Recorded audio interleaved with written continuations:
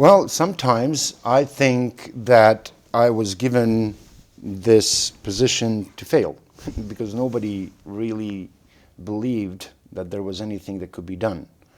Can you explain how big is the memorial? Most people It's here, huge. because of visa, have not seen it. Okay, it's how many huge. meters square? It's huge. The cemetery itself is over 20,000 square meters. And the factory? The sort of secular part, if I can call it that way, is 120,000 square meters. We have about 23,000 square meters of exhibition space, and we have an additional 3,000 or 4,000 square meters of office space. Okay, so can I explain it to our audience? Because we have amortization factory.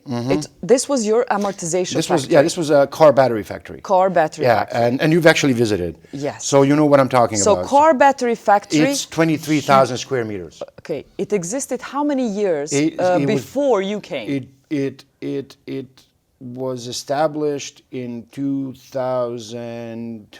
Well, in 2004 is when the survivors, when a group of survivors moved in and started working on it.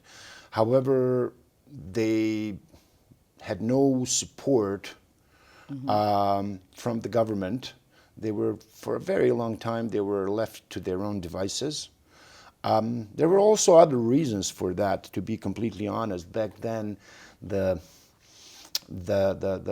primary occupation, the primary focus of a lot of all of us was to find the mortal remains of our loved ones, and then to bury them and to have somewhere to bury them. So it took a better part of a quarter of a century to get us to the point where we could start thinking, okay, what's the story that we're going to tell? What's the narrative that we're going to create here? And I don't think it could have been done earlier. I came at the right time.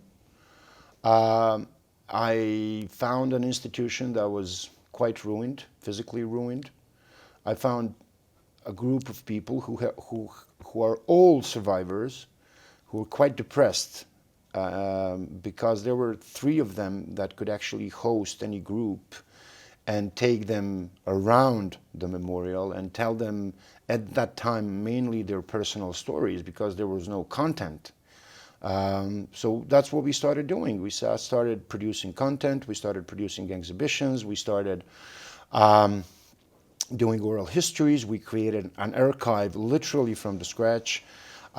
We started collecting artifacts, we started collecting documents, court documents from the Court of Bosnia and Herzegovina, also the International Criminal Tribunal for the former Yugoslavia. We're now in a position where we're actually starting this process of transfer of essentially all Bosnia-related archives to the Memorial Center.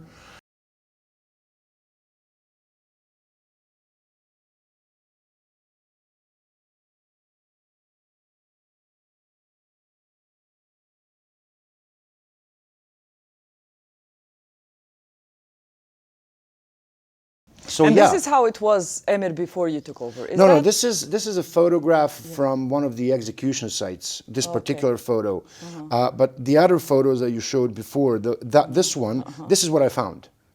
So this is what I found missing glass, broken glass, broken bricks. There was only one floor on that upper building that was actually usable and that was being used. This is what the big building, the museum building looked like. This is part of what we are seeing now is part of the reconstruction process. Because my problem is that I have, as I said, I have 23,000 square meters of factory space that I have to turn into a museum space. And that museum, archive space, all kinds of things. And that in and of itself, you know, sometimes I honestly wish I found an empty plot when I came there, because this is far more expensive, far more complex. It takes a lot more thinking, has to go into every single decision about what we do, whether we reconstruct like we did here, or we restore, or we conserve. These are all choices that you have to make when you run let's say a facility like this.